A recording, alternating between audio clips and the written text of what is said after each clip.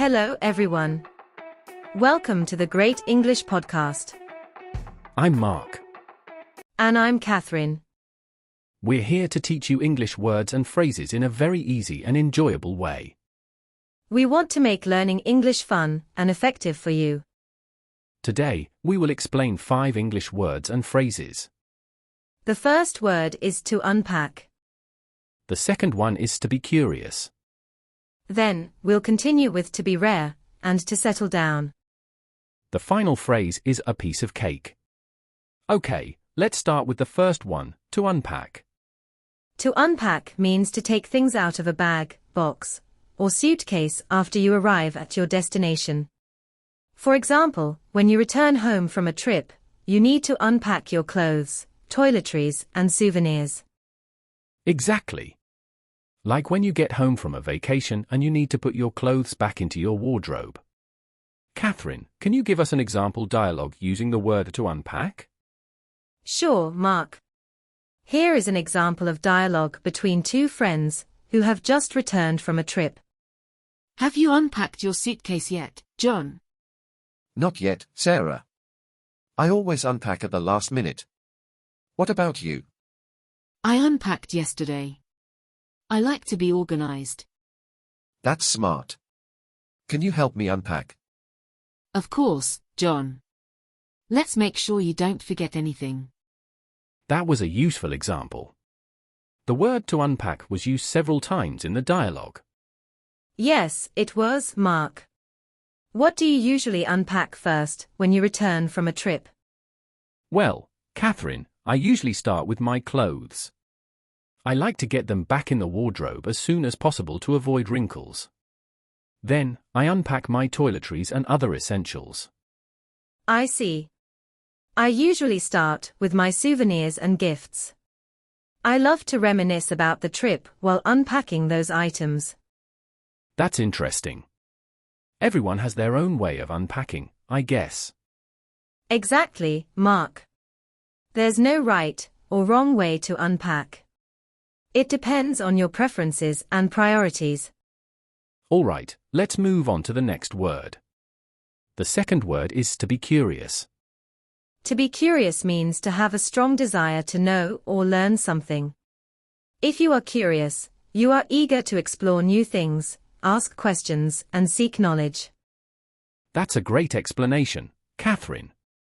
So, to be curious is an adjective, right? Yes, Mark. To be curious is an adjective, and the noun form is curiosity. Curiosity is the quality of being curious. For example, you can say, she has a lot of curiosity about the world. I see. Can you give us an example dialogue using the word to be curious? Of course, Mark. Here is an example of dialogue between a teacher and a student. I'm feeling curious about how plants grow, Mrs. Johnson. That's great, Emily. Curiosity is the key to learning. What do you want to know about plants? I want to know how they make food and grow from seeds. Wonderful. We can start by looking at the process of photosynthesis. Your curiosity will help you learn a lot. So, Mark, are you curious about anything in particular? Well, Catherine, I'm always curious about how things work. For example, I love learning about technology and how different gadgets operate. That's fascinating, Mark. I'm curious about cultures and languages. I enjoy learning about how people live and communicate in different parts of the world.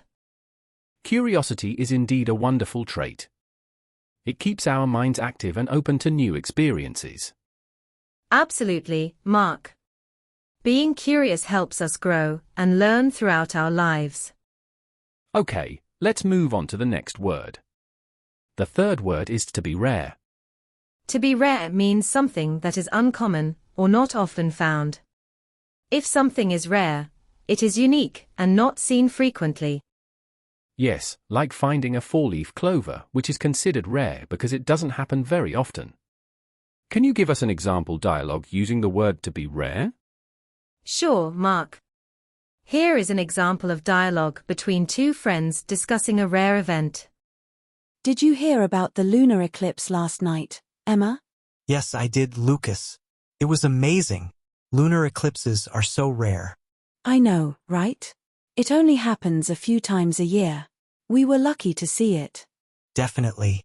It was a once-in-a-lifetime experience for many people. That was a great example, Mark. What rare events have you experienced? Well, Catherine, I once saw a comet passing by the Earth. It was a spectacular and rare sight.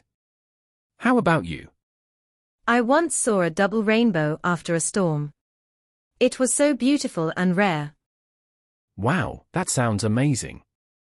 Rare events are special because they don't happen often. Yes, Mark. That's what makes them so memorable and exciting. All right, let's move on to the next phrase. The fourth phrase is to settle down. To settle down means to start living a stable and regular life in one place.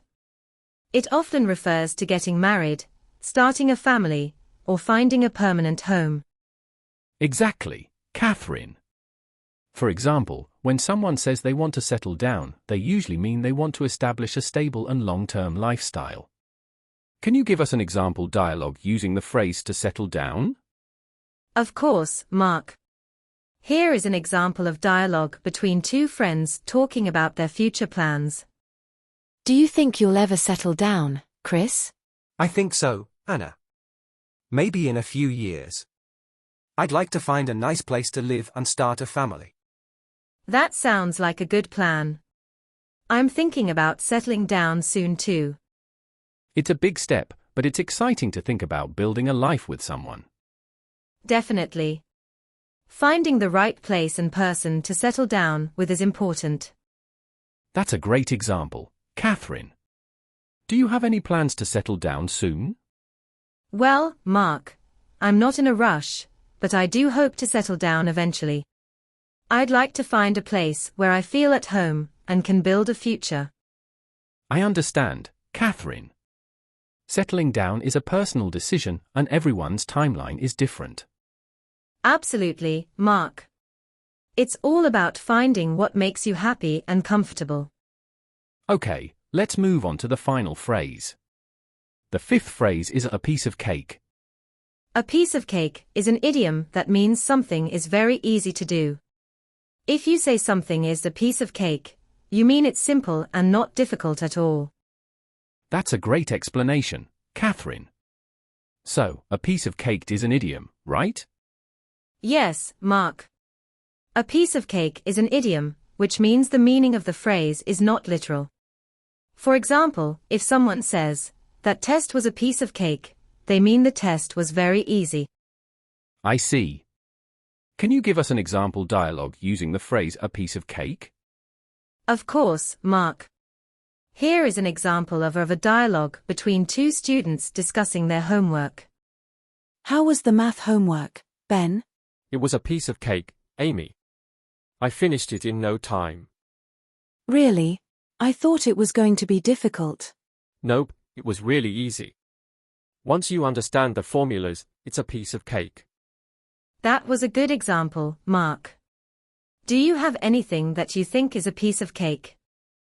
Well, Catherine, I think cooking pasta is a piece of cake. Once you know the steps, it's really simple. How about you? Well, Catherine, I think cooking pasta is a piece of cake. Once you know the steps, it's really simple. How about you? That's great, Catherine.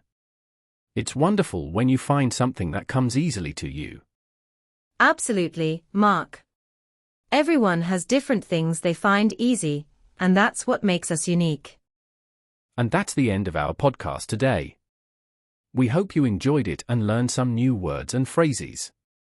Yes, we do. We also hope you had fun and felt more confident in your English. Thank you for listening, everyone. We appreciate your support and feedback. Yes, thank you. And please don't forget to like and subscribe. Until next time, this is Mark. And Catherine. Bye everyone.